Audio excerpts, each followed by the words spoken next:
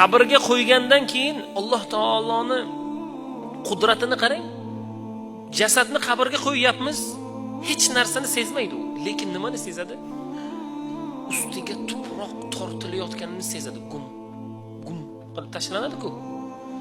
O'shanda shuni sezadi. Na qimirlay oladi, na gapira oladi, na hech narsani sezadi, lekin ustiga tuproq tortilayotganligini sezadi, birodar.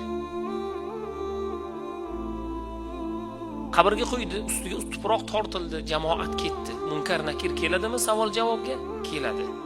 Xo'p, munkar nakir kelganda nima deydi? Da'ni fa yusolli deydi. Meni qo'yib yuboringlar, men 2 rakat namoz o'qib olay deydi. Ihson qilay demaydi. Ota-onamdan xabar olay demaydi. Shirkatlarim bor edi, o'shani ahvoli nima bo'ldi demaydi. Bolalarim bor edi demaydi. Meni qo'yib yuboringlar, men 2 rakatgina namoz o'qay deydi. Mana shu 2 rakat namoz o'qish ham o'likda imkoniyati yo'q. Bizda bugun bor. O'qing, qancha xohlasangiz o'qing.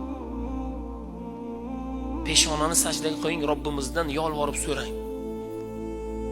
O'lik vafot etgandan keyin yo'q u narsa, birodar. Qo'yib yuboringlar deydi farishtalarga. Men 2 rakat namoz o'qib olay deydi.